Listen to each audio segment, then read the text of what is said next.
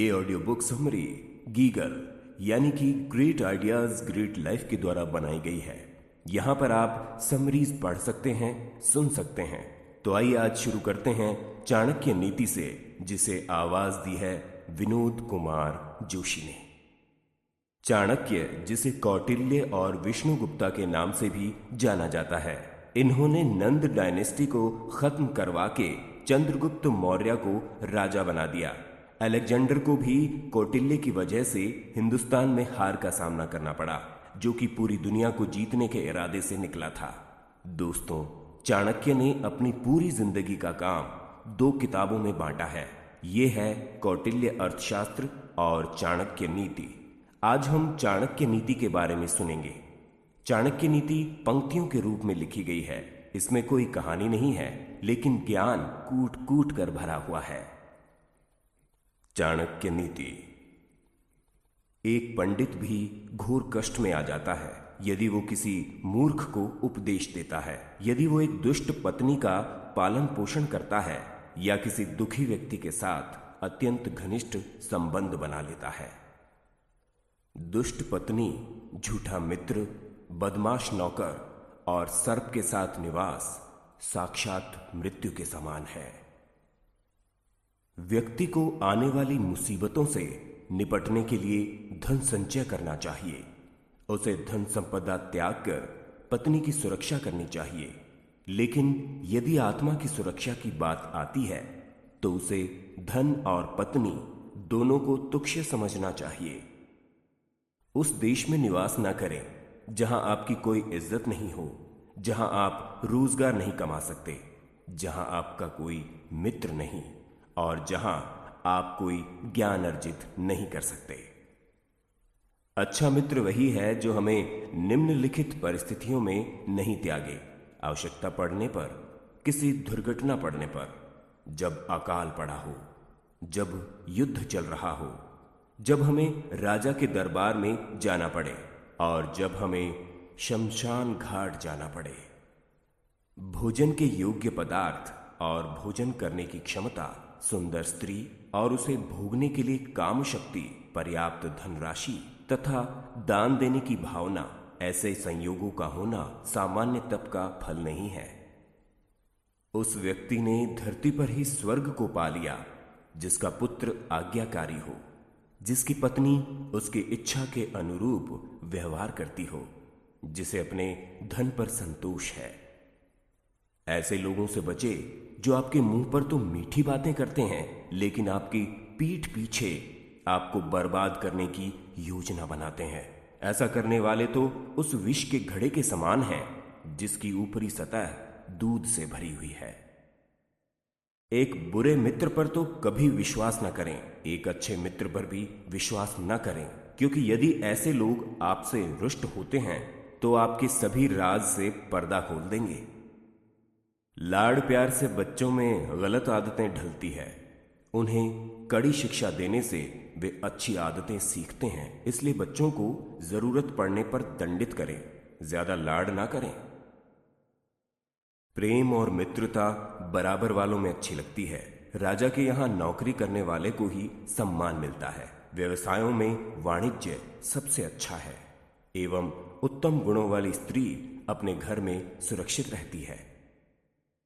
एक दुर्जन और एक सर्प में ये अंतर है कि सांप तभी डंक मारेगा जब उसकी जान को खतरा हो, लेकिन दुर्जन पग पग पर हानि पहुंचाने की कोशिश करेगा। रूप और यौवन से संपन्न तथा कुलीन परिवार में जन्म लेने पर भी विद्याहीन पुरुष पलाश के फूल के समान है, जो सुंदर तो है लेकिन खुशबू रहित है। कोयल की सुंदरता उसके गायन में है। एक स्त्री की सुंदरता उसके अपने परिवार के प्रति समर्पण में है। एक बदसूरत आदमी की सुंदरता उसके ज्ञान में है तथा एक तपस्वी की सुंदरता उसकी क्षमाशीलता में है।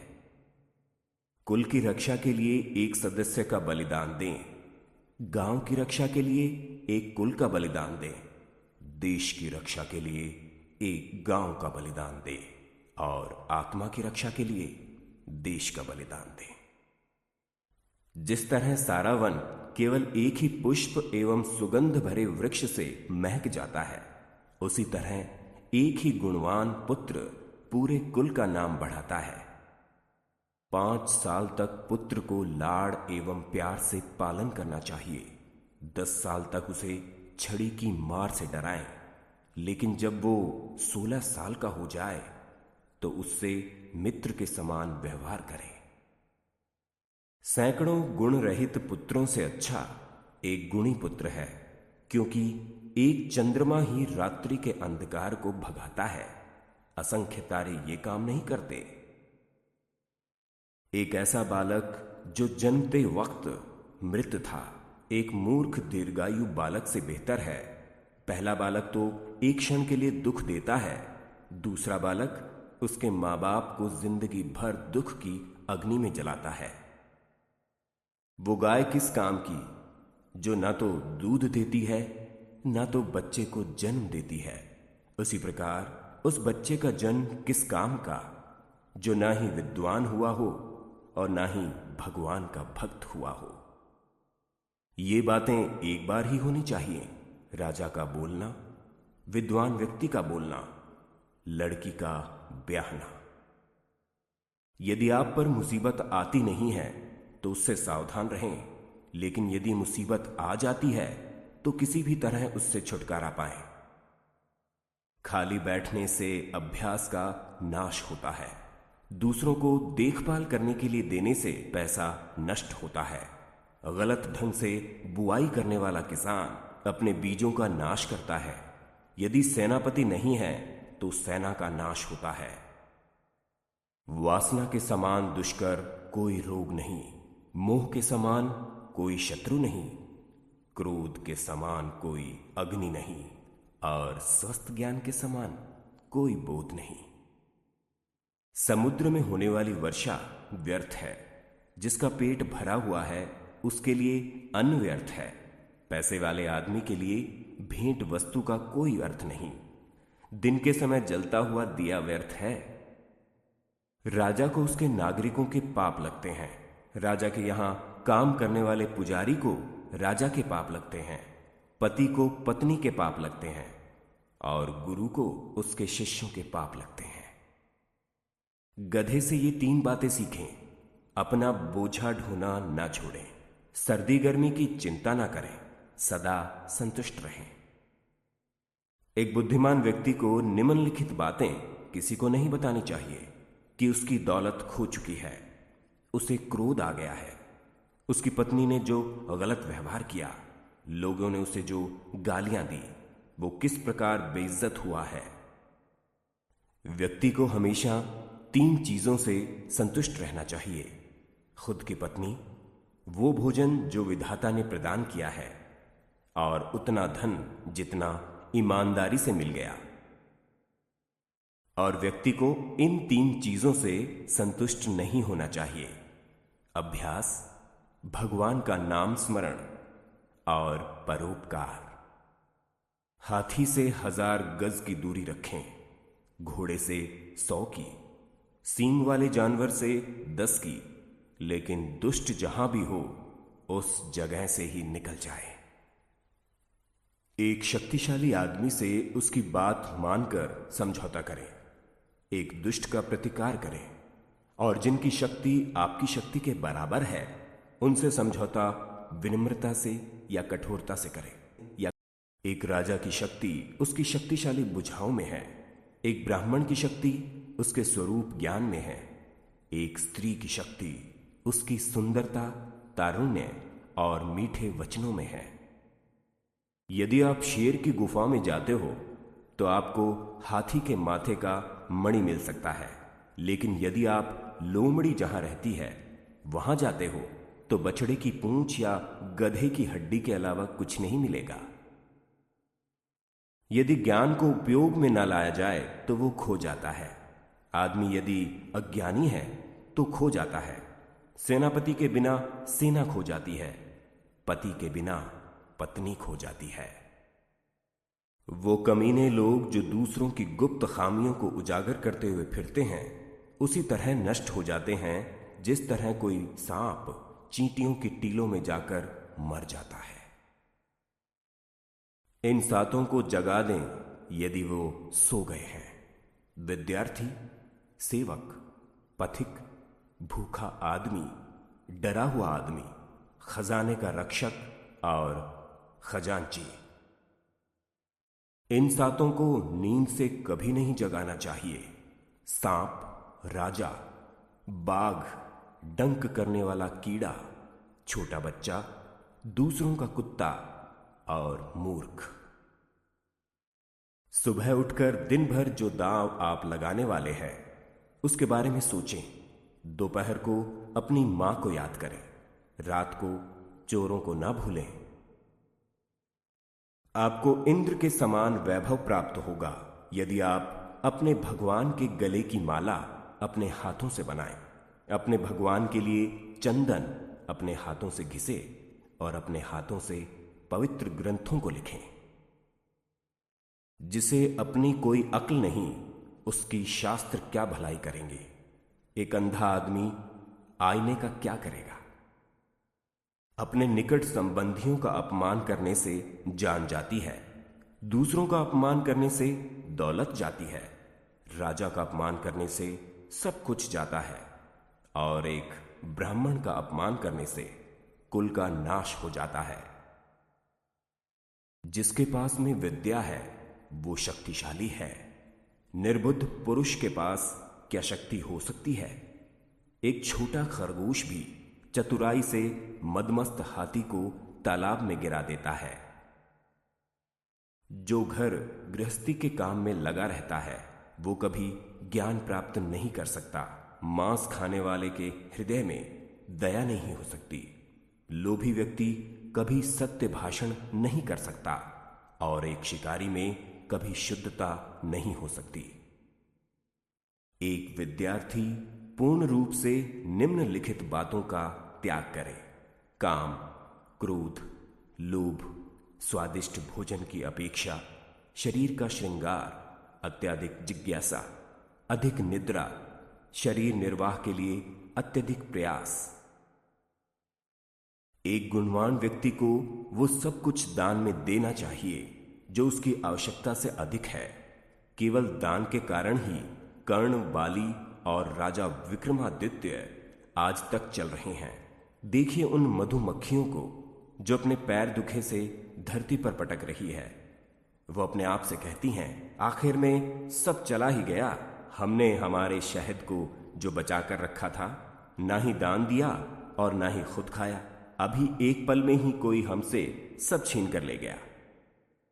वे लोग जो इस दुनिया में सुखी हैं, जो अपने संबंधियों के प्रति उदार हैं, अनजाने लोगों के प्रति सहृदय हैं, अच्छे लोगों के प्रति प्रेम भाव रखते हैं, नीच लोगों से धूर्ततापूर्ण व्यवहार करते हैं, विद्वानों से कुछ नहीं छुपाते, दुश्मनों के सामने साहस दिखाते हैं, बड़ों के प्रति विनम्र और पत्नी के प्रति सख्त है। हमारा शरीर नश्वर है। धन में तो कोई स्थायी भाव नहीं है। मृत्यु हर दम हमारे निकट है। इसीलिए हमें तुरंत पुण्य कर्म करने चाहिए। जो दूसरे की पत्नी को अपनी माता मानता है, दूसरों के धन को मिट्टी का ढेला, दूसरों के सुख दुख को अपने सुख दुख, उसी को सही दृष्टि प्राप्त है और वही विद्वान भी है। जिसे दौलत, अनाज और विद्या अर्जित करने में और भोजन करने में शर्म नहीं आती, वो सुखी रहता है। इस धरती पर अन्न, जल और मीठे वचन ये असली रत्न हैं। मूर्खों को लगता है पत्थर के टुकड़े रत्न हैं। जो व्यक्ति बुद्धिमान है वो निम्नलिखित बातें किसी को न बताए। वो औषधि उसने कैसे बनाई जो अच्छा काम कर रही है। वो परोपकार जो उसने किया, उसके घर के झगड़े, उसकी पत्नी के साथ होने वाली व्यक्तिगत बातें, उसने जो ठीक से न पका हुआ खाना खाया, जो गालियां उसने सुनी। मुझे वो दौलत नहीं चाहिए जिसके लिए कठोर यातना सहनी पड़े या सदाचार का त्याग करना पड़े या अपने शत्रु की चापलूसी करनी पड़े। इस दुनिया के वृक्ष को दो मीठे फल लगे, मधुर वचन और सत्संग।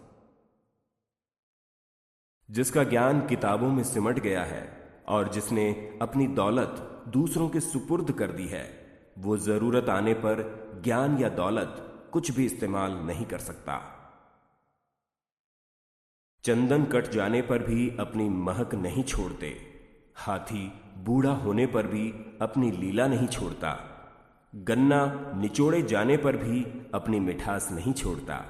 उसी प्रकार ऊंचे कुल में पैदा हुआ व्यक्ति अपने उन्नत गुणों को नहीं छोड़ता, भले ही उसे कितनी भी गरीबी से क्यों ना बसर करना पड़े। वो चीज जो दूर दिखाई देती है, जो असंभव दिखाई देती है, जो हमारी पहुंच से बाहर दिखाई देती है, वो भी आसानी से हासिल हो सकती है यदि हम तप करते हैं, क्योंकि तप से ऊपर कुछ नहीं।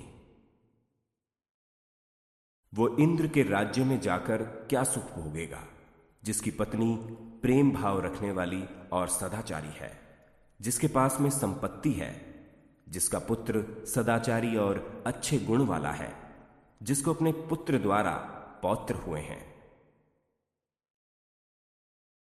जो व्यक्ति गुणों से रहित है लेकिन जिसकी लोग सराहना करते हैं, वो दुनिया में काबिल माना जा सकता है। लेकिन जो आदमी खुद की ही डींगे हाँकता है, वो अपने आप को दूसरों की नजरों में गिराता है, भले ही वो स्वर्ग का राजा इंद्र हो। मुझे वो दौलत नहीं चाहिए जिसके लिए कठोर यातना सहनी पड़े, या सदाचार का त्याग करना पड़े, या अपने शत्रु की चापलूसी करनी पड़े। सभी जीव मीठे वचनों से आनंदित होते हैं, इसीलिए हम सबसे मीठे वचन कहें। मीठे वचन की कोई कमी नहीं है।